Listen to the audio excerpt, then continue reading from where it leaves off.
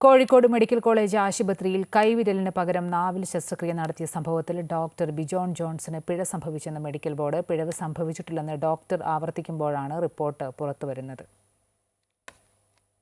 Kozhikode medical college ആശുപത്രിയിൽ അവയവമാറ്റ ശസ്ത്രക്രിയ നടത്തിയ സംഭവത്തിൽ മെഡിക്കൽ ബോർഡ് പോലീസിന് നൽകിയ റിപ്പോർട്ടിലാണ് ഡോക്ടർ ബിജോൺ ജോൺസന് പിഴവ് സംഭവിച്ചെന്ന കാര്യം പരാമർശിക്കുന്നത്. സംഭവത്തിൽ മെഡിക്കൽ നെഗ്ലിജൻസ് ആക്ട് പ്രകാരം ഡോക്ടർക്കെതിരെ പോലീസ് നടപടി സ്വീകരിക്കും. ഉടൻ തന്നെ ഡോക്ടർക്ക് നോട്ടീസ് അയച്ച് കേസിൽ കുറ്റപത്രം സമർപ്പിക്കുകയും ചെയ്യും.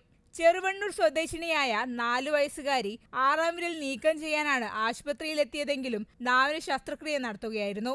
ഇതേ തുടർന്ന് മാതാപിതാക്കൾ നൽകിയ പരാതിയിൽ ഡോക്ടറെ സസ്പെൻഡ് ചെയ്യുകയും കേസെടുക്കുകയും ചെയ്തിരുന്നു.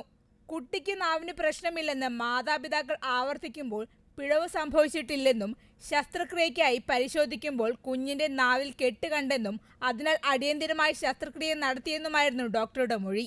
എന്നാൽ കുട്ടിക്ക് പ്രശ്നമൊന്നുമില്ലെന്നായിരുന്നു മെഡിക്കൽ രേഖകൾ പരിശോധിച്ച് പോലീസ് നേരത്തെ കണ്ടെത്തിയിരുന്നു. അമൃത ന്യൂസ്, കോഴിക്കോട്.